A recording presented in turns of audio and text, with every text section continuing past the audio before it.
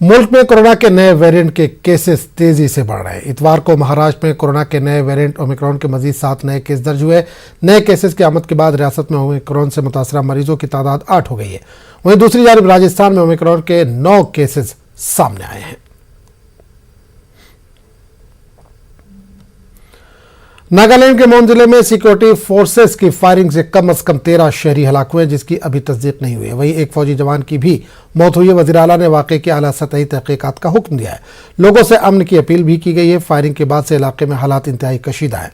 ज़राए के मुताबिक ये वाक़या उस वक्त पेश आया जब गाँव वाले पिकअप ट्रक में अपने घरों को लौट रहे थे। वाक़े के बाद लोगों की लाशें देखकर गुस्से में देहातियों ने सिक्योरिटी फोर्सेस की कई गाड़ियों को आग लगा दी। आग लगने से सिक्योरिटी फोर्सेस समेत मुतअद्दिद अफराद जख्मी हुए। वाक़े पर अफसोस का इजहार करते हुए वज़ीर आला ने ट्वीट कर वाक़े की मजम्मत की और अफसोस का इजहार किया। नागालैंड तशद्दुद के बाद की सूरत-ए-हाल का जायजा लिया हमारे नुमाइंदे गौतम ने। नागालैंड के मोन जिले के वाटिंग बस्ती के रास्ते में एक हादसा हुआ था शनिवार के रात को। एक एम्बुस में 3 लोगों की पहले मौत हो गई थी। उसके बाद और यहाँ के स्थानीय लोगों की मौत हो गई थी और कुल मिलाकर 13 लोगों की मौत हुआ है। और ये यहाँ के जो लोकल लोग हैं ये एलिगेशन लाए हैं कि एक आर्मी के द्वारा ये एक ऑपरेशन हुआ था और इस ऑपरेशन के दौरान ही पहले एक गाड़ी से आए हुए यहाँ के बस्ती के कुछ लोगों के ऊपर पे घमासान गोलीबारी हुआ था और उस हादसे में 3 लोगों की मौत हो गई थी। मैं अभी यहाँ पर हूँ, वही वाटिंग बस्ती के उस रोड पे, वो जहाँ पर ये हादसा हुआ था वहीं पर खड़ा हूँ। अब मैं दिखाना चाहता हूँ कि कैसे यहाँ पर लहूलुहान है सारा ये रास्ता। मैं दिखाना चाहता हूँ कि यहाँ पर जो लोगों की मौत हो गई थी उन लोगों की सामान यहाँ पर बिखरे पड़े हुए हैं। और अभी इस बात को लेके पूरा टैन से सारा मोन डिस्ट्रिक्ट में काफ़ी हादसा हुआ है। ये गाड़ी देखिए कैसे इस गाड़ी को इस गाड़ी के ऊपर कैसे कैसे जो लोग था उन लोगों के द्वारा इस गाड़ी को भी नष्ट किया गया था। और उसके बाद मेरे पीछे फिर और 3 गाड़ी है जिसे जलाया गया था। और मैं दिखाना चाहता हूं कि यह गाड़ी लहूलुहान है। और इसके साथ ही मैं फिर दिखाना चाहता हूं कि मेरे पीछे में और 3 गाड़ी है जिसे जला दिया गया था। और इस बात को लेके अभी नागालैंड में काफ़ी टेंस है। और अभी आर्मी से लेके नागालैंड के प्रशासन, नागालैंड पुलिस ने इंक्वायरी बिठाया गया है, इंक्वायरी डिक्लेयर किया है। और डीजीपी ने भी अभी आके यहाँ पर ये सारा परिस्थिति का वो जायजा लिया है। और इस बात के ऊपर काफ़ी जो अभी इंक्वायरी शुरू हुआ है उसके बाद ही ये पता चलेगा कि ये हादसा कैसे हुआ है। वाटिंग बस्ती से गौतम बोरा, न्यूज़ 18 नेटवर्क। वज़ीर दाखिला अमित शाह ने नागालैंड में शहरी इलाकों पर अफसोस का इजहार किया। अमित शाह ने मेलकिन के अहले खाना के साथ ताज़ियत का इजहार किया। इन्होंने ट्वीट करते हुए लिखा कि रियासती हुकूमत ने जांच के लिए SIT तश्कील दी है। मामले की मुकम्मल जांच होगी। मुतासरा खानदानों के साथ इंसाफ को यकीनी बनाया जाएगा।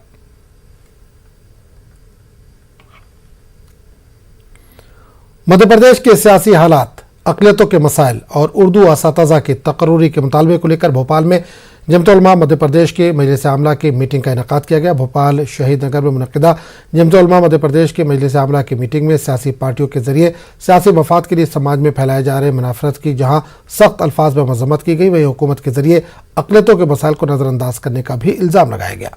मजलिस आमला की मीटिंग में मध्य प्रदेश उर्दू असातिज़ा की तकर्रुरी और अक़लियती इदारों की तश्कील के मुतालबे को लेकर रियासतगीर सतह पर तहरीक चलाने का भी अहद किया गया। वाज़ेह है कि मध्य प्रदेश में 2018 से अब तक किसी भी अक़लियती इदारे की तश्कील नहीं की गई है। पहले कमलनाथ हुकूमत और अब गुज़िश्ता 20 माह से शिवराज सिंह हुकूमत में भी अक़लियती इदारों को हाशिए पर ही रखा गया है। जो इदारे हैं उनका भी बुरा हाल है, चाहे हज कमेटी हो, चाहे उर्दू अकेडमी हो, चाहे मध्य प्रदेश वक्फ बोर्ड हो, ये सब के ऊपर मध्य प्रदेश सरकार ध्यान नहीं दे रही है। हमारा मुतालबा है कि मध्य प्रदेश सरकार को उसकी तरफ ध्यान देना चाहिए और जो कमेटियां बोर्ड नहीं बने हैं उनको जल्द से जल्द बनाया जाना चाहिए। एमआईएम ने पटना में एक प्रेस कॉन्फ्रेंस मुनक्किद करते हुए एक बार फिर से वंदे मातरम के ताल्लुक से दिए गए बयान को सही बताया है। वादरा के बिहार कानून साजिया के सरमाई इजलास के आखिरी दिन वंदे मातरम नहीं गाने की बात कहकर अख्तरुल ईमान ने एक हंगामा खड़ा कर दिया था। एमआईएम ने उर्दू साफियों के साथ प्रेस कॉन्फ्रेंस मुनक्किद की और अपनी बात को वाजे करते हुए कहा कि इनका मकसद दस्तूर में कही गई बात पर अमल करना है। अख्तरुल ईमान के मुताबिक इन्होंने कोई गलत बात नहीं की है। अख्तरुल ईमान का कहना है कि हमारे बुनियादी सवालों को हल नहीं किया जा रहा है, लेकिन इस मुद्दे पर लोग सियासत कर रहे हैं। हम हर ऐवान में सीमांचल के बुनियादी मुद्दे, वहाँ की रोटी, वहाँ के कटाव, वहाँ की बेबसी, वहाँ की नाखानदगी, वहाँ के मजदूरों की हिजरत, पलायन, दलितों की बदहाली, मैं तो इन बातों को बात करता हूँ। लेकिन ये लोग तरह तरह से तराश कर लाते हैं कंट्रोवर्सी, जिस मामले में पहले से भी इख्तलाफ रहा है उसको लाने की इजाजत क्यों? मैं तो उस पर बात उठा रहा हूँ। यकीनन बुनियादी मुद्दे कौमी सतह पर बीजेपी ने जो नाकामी हुई है उनकी, लोगों के रोजगार छिने हैं, महंगाई बढ़ी है, तेल की कीमतें बढ़ी हैं, कल कारखाने बंद हुए हैं, बैनुल-अक़वामी सतह पर मुल्क की साख मजरूह हुई है। इन तमाम तर बुनियादी मसले से लोगों को भटकाने के लिए, और मजहबी जुनून इनकी पुरानी फितरत रही है कि चुन चुन कर ये हमें से हिंदू मुस्लिम मंदिर मस्जिद टीका टोपी, यही इनका कब्रिस्तान शमशान, यही उनकी सियासत रह गई है और बुनियादी मसाइल से इनको कोई सरोकार नहीं है। इसलिए वो भटका रहे हैं, हम भटका नहीं रहे हैं, हम इस्लाह कर रहे हैं। हम ये समझ रहे हैं कि हमारे पूर्वज, मैं समझता हूँ संविधान सभा में जितने भी लोग बैठे हुए थे आज के लोगों से ज्यादा ज्ञानी थे, चाहे वो डॉक्टर भीमराव अंबेडकर साहब हों, चाहे हमारे राजेंद्र प्रसाद साहब हों, मौलाना आजाद हों, वो भारत की रवादारी को बेहतर समझ रहे थे। इसलिए उन्होंने कभी इसको कंपल्सन नहीं किया और गैर जरूरी चीजों को दस्तूर के हवाले से बात करना यह गैर आईनी है, दस्तूरी तौर पर यह लाजिम नहीं है। पंजाब स्टेट प्लानिंग बोर्ड के नायब सदर राजेंद्र गुप्ता ने सूफी बुजुर्ग हजरत ख्वाजा गरीब नवाज की दरगाह पर हाजिरी दी। राजेंद्र गुप्ता चादर लेकर आस्थाने पर पहुंचे, जहां मजार शरीफ पर मखबरी चादर और अकीदत के फूल चढ़ाए गए। ज़ियारत के बाद सैयद मोइन सरकार ने राजेंद्र की दस्तारबंदी की और तबरुक दिया।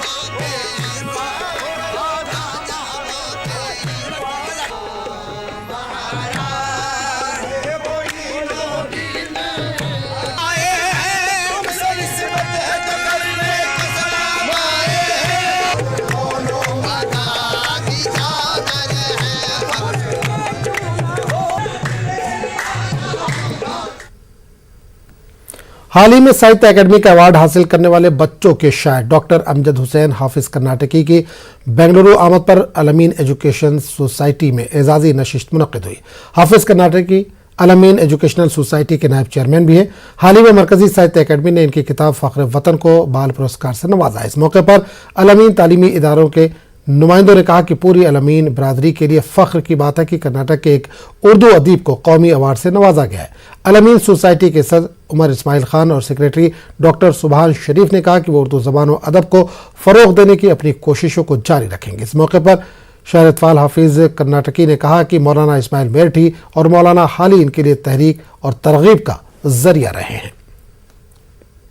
ज़बान जो ली है मैंने मौलाना हाली के लिए है, 4 फ़ऊल उनका था, वो नबियों में रहमत, लक़ब पाने वाला, मुरादे गरीबों की बरलाने वाला। उसी को रखकर मैंने कहा वो हस्ती है आला, मैं आजिज़ ज़बा हूँ, वो कामिल हकीकत में नाक़िस ज़बा हूँ, कहा मुझ में यारा नबी जी पे लिखूँ। इस तरह के 5000 अशार मैंने मौलाना हाली को पढ़कर लिखा। मेरी ज़िंदगी के मौलाना हाली मेरे लिए एक मिसाली, और ख़ासकर मैं इस्माइल मीठी को भी, जो बच्चों के शायर थे, मुझे दुख है कि ये लोगों को नहीं मिला। ये बाद में हुआ है, 10 लोगों को अब तक अवार्ड मिला है, उसमें 10वां आदमी मैं हूँ। कुछ लोग इंतकाल हो गए हैं। बस अल्लाह ताला से दुआ कीजिए कि मैं कुछ काम करूँ उर्दू का। मेरे अंदर एक नया हौसला मिला, एक नई ताकत भी मिली है इस अवार्ड से कि मैं आगे उर्दू का कुछ काम करना है। ये उर्दू का जो परचम है इसको आगे लेकर जाना है। मैं यहाँ पर आपको हाफिज़ साहब को बताऊँगा कि इंशाअल्लाह रियासत कर्नाटक में तकरीबन 135 इदारों में जो स्कूल्स हैं अलमीन के, वहाँ पर हम ये पूरी कोशिश करेंगे और डॉक्टर हाफिज़ साहब की सरपरस्ती में और उनकी रहनुमाई में जो बच्चों को जो उर्दू अदब से उनको हम राग़िब करेंगे इंशाअल्लाह। तकरीबन ये जो है बाल साहित्य अकेडमी अवार्ड जो है बच्चों के जो तरफ जो स्टोरीज़ वगैरह लिखते हैं उसके लिए दिया जाता है। तो माशाल्लाह ये बहुत अच्छा अवार्ड है हमारे लिए, हमारे वास्ते बहुत फ़ख्र की बात है और बहुत खुशी की बात है। और उर्दू माशाल्लाह, अब जो वाइस चेयरमैन हमारे ये अवार्ड लिए हैं तो आलमीन के वास्ते बहुत फ़ख्र की बात है कि आलमीन में उर्दू की बहुत कदर होगी और इंशाल्लाह उर्दू की तरक्की आलमीन से की जाएगी। तो खबरों का सिलसिला जारी रहेगा, लेकिन एक छोटे से वक्फे के बाद।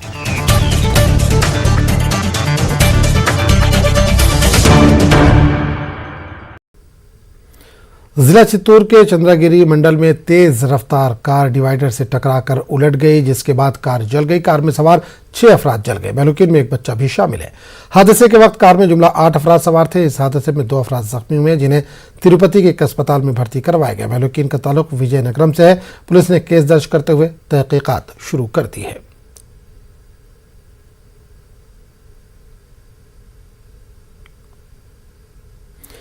अंजुमन खैर तंजीम की जानिब से कर्नूल के कदीम शहर में वाक़ डॉक्टर अब्दुल हक उर्दू स्कूल में मुफ्त मेडिकल कैंप का इनेकाद अमल में लाया गया। मेडिकल कैंप में माहिर डॉक्टरों की टीम ने मुफ्त में मरीजों का इलाज किया। फ्री मेडिकल कैंप से इलाके के 100 से ज़्यादा अफराद ने इस्तेफादा किया। तिब्बी जाँच के बाद मरीजों में मुफ्त अद्वियात भी तकसीम की गई। अंजुमन खैर की जानिब से free health medical camp doctor Abdul Haq school में किया गया है। इसमें बहुत सारे पेशेंट्स आके free checkup, free medicine, RBS, sugar test सब कराए हैं। पेशेंट्स ऐसे हैं जिनको जॉइंट पेन्स है, विटामिन्स की डिफिशियंसी है, उनको सबको फ्री मेडिसिन सब चेकअप कर रहे हैं। फर्स्ट संडे ऑफ दिसंबर हम लोग ने हक स्कूल में एक फ्री मेडिकल कैंप का अरेंजमेंट किया है अंजुमन खैर ने। यहाँ पे रखने का मकसद ये है कि ये कर्नूल का सबसे लोकल एरिया है, मतलब यहाँ पे बहुत ज़्यादा गरीब लोग रहते हैं।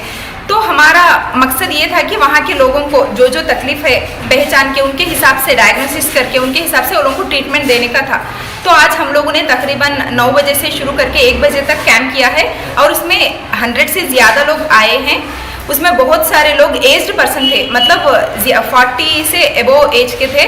उसमें BP के और डायबिटीज़ के और उसके साथ साथ जनरल वीकनेस के और बॉडी पेन्स के और लो बैक एक के पेशेंट्स थे और उसके साथ साथ थोड़े गायनोकोलॉजिकल मतलब लेडीज़ का पर्सनल प्रॉब्लम था, वो पेशेंट भी आए हैं। वो लोगों को हम लोगों ने देखा है और चेकअप किया है। उसके हिसाब से फ्री मेडिसिन अवेलेबल जो थी वो भी हम लोग तकरीबन तकसीम किए हैं। आज अंजुमन खैर की तरफ से इधर हक स्कूल में मेडिकल कैंप चला था।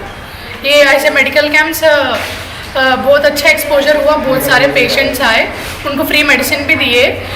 सिक्के हमारे तक रख लेने से अच्छा है हमें सोशल सर्विस देना भी एक बड़ी बहुत अच्छी बात है। वो सोशल सर्विस दे के उनको प्रॉब्लम्स क्या है उनके प्रॉब्लम्स का सोल्यूशन बोल के उनको फ्री टैबलेट्स दे के उनके प्रॉब्लम्स को पूरे क्लियर करने की हमें कोशिश करें।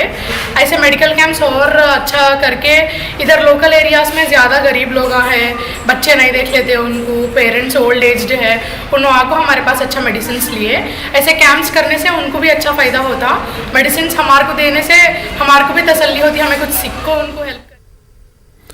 कड़पा जिला अक़लियती बहबूद अफसर शेख मस्तान वली ने बताया कि प्रधानमंत्री जन विकास योजना के तहत मरकजी हुकूमत को जिला कड़पा में मुख्तलिफ इलाकों में तालीमी इदारों और फलाही इदारों की तामीर के लिए 96 करोड़ रुपये की लागत के प्रपोजल रवाना किए गए। इस रकम के जरिए जुमला 22 प्रोजेक्ट पर काम होगा, जिसमें अक़लियती इदारे भी शामिल हैं। हमारे कड़पा डिस्ट्रिक्ट में प्रधानमंत्री जन विकास कार्यक्रम में हम ये साल के लिए बोले तो 21-22 फाइनेंस ईयर में इधर हमारे डिस्ट्रिक्ट में 3 minority concentration areas central government में आइडेंटिफाई कर चुकी है। उसमें से कड़पा और रायचोटी प्रदुटूर 3 टाउन है। उसके लिए उधर जो कॉन्स्टिट्यूंसी MLAs रहे, बाद में जो हमारे कड़पा टाउन में हमारे खास हमारे मिनिस्टर साहब, डिप्टी CM साहब, अमजद बादशाह साहब है, वो तीनों कॉन्स्टिट्यूंसी रिप्रेजेंटेशंस जो है उनके हम मिलके क्या प्रोजेक्ट रखना करके एक डिस्कशन हुई था। वो आफ्टर डिस्कशन हम गवर्नमेंट ऑफ इंडिया को हमारे माननीय कलेक्टर विजय रामराज साहब से अप्रूवल लेके 22 प्रोजेक्ट्स 96 करोड़ के हम ये कड़पा डिस्ट्रिक्ट से हम सबमिट कर चुके हैं ऑलरेडी विथ DPRs। बोले तो ये हमारे स्टेट में जो रायलसीमा डिस्ट्रिक्ट्स है वो पूरा भी इसमें कवरेज है। बोले तो कर्नूल, अनंतपुर, चित्तूर डिस्ट्रिक्ट भी, कोस्टल में बोले तो नेल्लूर गुंटूर भी है। ये डिस्ट्रिक्टों को central government and commissioner of minority welfare भी इसके प्रपोजल्स सबमिट करो कर को ऑलरेडी लेटर आ चुका है।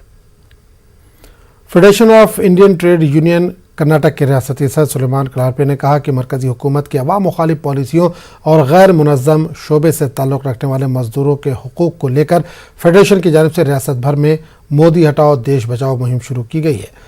सुलेमान ने कहा कि जब से मरकज़ में बीजेपी इक़्तिदार में आई है, सभी तबक़ात के साथ साथ मजदूर पेशा तबका भी बुरी तरह से मुतासिर हुआ है।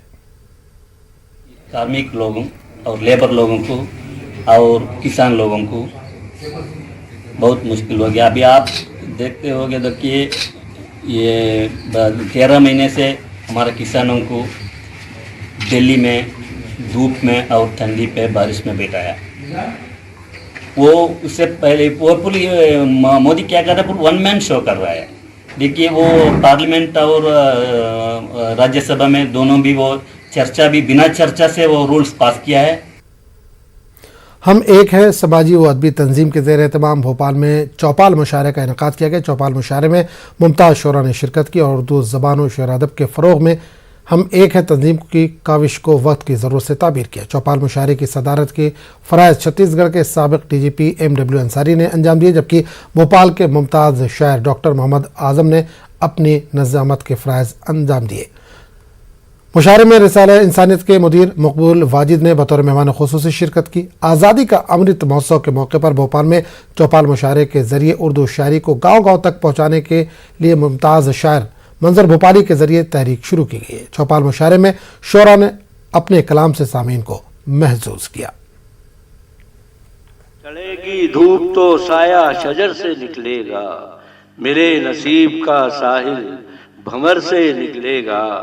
और ये शेर देखिए कि आप उस तक पहुंच जाएंगे जिसके लिए कहा है कि वो सबके साथ मोहब्बत निभाने वाले हैं, वो सबके साथ मोहब्बत निभाने वाले हैं। ये देखना है कि सूरज किधर से निकलेगा। रवायतों में चलो चल के बूदो बाश करें, फकीर शहर के लफ्ज़ दुआ तलाश करें, फकीर शहर के लफ्ज़ दुआ तलाश करें। और जो सो गए हैं घनी छाँव के शजर सारे, जो सो गए हैं घनी छाँव के शजर सारे, तो बरके खुशकी सहरा में इल्तिहाश करें। हथेली पर तेरी रंगे हिना कैसे सजाऊं मैं, हथेली पर तेरी रंगे हिना कैसे सजाऊं मैं। लहू तो सबका सब शातिर जमाना छीन लेता है। जब गजल को पास से गुजरी हमने भी गुना के देख लिया, हमने भी जब गजल को पास से गुजरी हमने भी गुना के देख लिया, हमने भी शेर से कि बराए सुखन हमने लिखा बहुत है, पसंद आए एक शेर इतना बहुत है। और नहीं जहर की थैली इंसान के मुंह में, कि नहीं जहर की थैली इंसान के मुंह में, ज़बान से मगर वो उगलता बहुत है। इन गलियों में रहते थे कुछ सच्चे लोग, कितने सीधे सादे थे वो टेढ़े लोग। और ये शेर के मैं तो सबको साथ ही लेकर चलता हूँ, मैं तो सबको साथ ही लेकर चलता हूँ, फिर भी साथ में रह जाते हैं कितने लोग, फिर भी साथ में रह जाते हैं कितने लोग। घुड़सवारी का शौक रखने वालों के लिए खुशखबरी है। कानपुर में शहर का पहला घुड़सवारी क्लब कायम किया गया। यहाँ पुलिस एहलकार तरबियत के लिए तैनात होंगे जो घुड़सवारी में माहिर होंगे। इस क्लब की जिम्मेदारी DCP क्राइम सलमान ताज पाटिल को सौंपी गई है। सिर्फ 200 रुपये में शहर के लोग पुलिस लाइन ग्राउंड में घुड़सवारी से लुत्फ अंदोज हो सकेंगे। ये हॉर्स राइडिंग स्कूल और क्लब इस उद्देश्य से खोला गया है कि पुलिस के जो घोड़े हैं यहाँ पर कानपुर में हमेशा से रहे हैं, तो पब्लिक को इसको सीखने का भी मौका मिले और जिसको आता है घोड़ा चलाना घोड़ा दौड़ाना, तो उनको जो है वो उसका भी मौका मिल जाएगा। घुड़सवारी का शौक रखने वाले कानपुर वासियों के लिए एक अच्छी खबर है। अब कानपुर का पहला हॉर्स राइडिंग क्लब खुल चुका है, जो कानपुर पुलिस कमिश्नर की पहल पर शुरू हुआ है, जिसकी देख रेख सलमान ताज पाटिल जो कि डीसीपी क्राइम हैं वो करेंगे। दरअसल वो घुड़सवारी में माहिर हैं। इस घुड़सवारी से ये भी फायदा होगा कि कानपुर के टेनरी व्यापार को भी इसको फ़ायदा मिलेगा और विदेशों से आने वाले जो खरीदार हैं वो उन घुड़सवारों पर लगने वाले स्लाइड्स जो इंटरनेशनल स्तर पर बाहर भेजी जाती हैं उनका ऐड भी हो सकेगा। वहीं इस घुड़सवारी के लिए कानपुर में फीस महीने की केवल 200 रुपये रखी गई है, जिससे लोग अपना शौक पूरा कर सकें। कानपुर से संदीप सविता, न्यूज़ 18 उर्दू। मुस्लिम माशरे में कुरान और इसकी तालीम की अहमियत की बातें तो बहुत होती है, मगर इसका दूसरा रुख ये भी है कि मुसलमानों की बड़ी आबादी खुद कुरान की तालीम से दूर है। राजधानी भोपाल की मुस्लिम आबादी का बड़ा हिस्सा अरबी ज़बान से अदम वाक़फ़ियत के सबब कुरान को पढ़ने से कासिर है। जमीयत उलमा मध्य प्रदेश के ज़रिए ऐसे लोग जो कुरान को पढ़ना चाहते हैं और अरबी ज़बान से नावाकिफ़ हैं, इन्हें मुकामी ज़बान में कुरान का दर्स देने का सिलसिला शुरू किया है। भोपाल एक तारीखी शहर, एक ऐसा शहर जहाँ पर 250 साल तक यहाँ पर मुस्लिम हुक्मरानों की हुकूमत रही है, लेकिन यहाँ पर एक अलमिया ये भी है कि एक बड़ी तादाद ऐसी है जो अरबी ज़बान से नावाकिफ़ है। जमीयत उलमा ने एक मुहिम शुरू की है कि वो तमाम लोग जो अरबी ज़बान से नावाकिफ़ हैं उन्हें मकामी ज़बान में, उर्दू में, हिंदी में कुरान की तालीम दी जाए, अल्लाह का पैगाम अल्लाह के बंदों तक पहुँचाया जाए। यहाँ पर हमारे साथ तमाम लोग मौजूद हैं, आइए उनसे बात करते हैं। ये जमीयत उलमा के सदर मोहतरम हाजी हारून साहब की राय के ऊपर ये काम किया जा रहा है, ताकि जो लोग अरबी ज़बान नहीं जानते हैं और अभी तक उन्होंने पढ़ी भी नहीं है, लेकिन पढ़ना भी चाहते हैं, लेकिन ज़िंदगी का काफ़ी हिस्सा ऐसा गुजर गया, 60 साल 70 साल की उम्र हो चुकी है, तो अब उनके अंदर ये जज्बा पैदा हुआ कि हम अरबी ज़बान सीखें। तो इसलिए भी ये हल्का यहाँ कायम किया गया है इसी मदरसे के अंदर, जहाँ 2 घंटे हम फ्री देंगे। जो हजरात सीखना चाहें तो इंशाअल्लाह उनको सिखाया जाएगा कुरान करीम। और जब तक के लिए ये हिंदी ज़बान जानते हैं तो उनको हिंदी का एक कुरान करीम हदिया किया जा रहा है, ताकि जब तक अरबी ना आए जब तक इससे वो अपना तिलावत कर सकें और सवाब दारैन हासिल कर सकें। पढ़ते हैं, पहले भी पढ़ते थे और अब ये मतलब पहल की है, इसको पढ़ेंगे इंशाल्लाह, डेली पढ़ेंगे इसको। अनिल भाई, आपके लिए कितना खास मौका है कि आपको हिंदी में कुरान पाक दिया? सर ये तो हमारे लिए बहुत ही दिलचस्पी वो हो रही है, क्योंकि मैं शुरू से कुरान पढ़ना चाहता था लेकिन अरबी नहीं पढ़ पा रहा था, और आज ये हमारे उलमा ने सदस्य ने ये मुहिम चलाई तो इंशाल्लाह मैं कुरान पढ़ना चाहूँगा और हिंदी से मैं शुरुआत करके अरबी तक मैं सीख लूँगा। बहुत खुशी का मौका है। हम पढ़ नहीं पाते थे, इसलिए अल्लाह ने हमें किताब दिलवा दी। इंशाल्लाह हम कल से शुरू करेंगे। कब से अरमान था कि अल्लाह ने मौका दे कि हम कुरान पढ़ेंगे? हमको बहुत दिनों से अरमान था पढ़ने का, तो अब आज बहुत खुशी है, अब पढ़ेंगे। इस तरह से जो लोग बरसों से ये चाहते थे कि अल्लाह का कलाम वो पढ़ सकें, लेकिन ज़बान न जानने की वजह से वो नहीं पढ़ पा रहे थे, अब जमीयत उलमा ने ये मुहिम शुरू की है कि अल्लाह का पैगाम अल्लाह के बंदों तक पहुँचाया जाए और जिस ज़बान को भी वो जानते हैं उस ज़बान में कुरान की तालीम उनको दी जाए ताकि वो महरूम ना रह सकें। कैमरामैन दीपक कुमार के साथ मेहताब आलम, न्यूज़ 18 उर्दू, भोपाल। इस बुलेटिन में फिलहाल इतना ही। अगले बुलेटिन में आपसे फिर मुलाकात होगी। आदाब।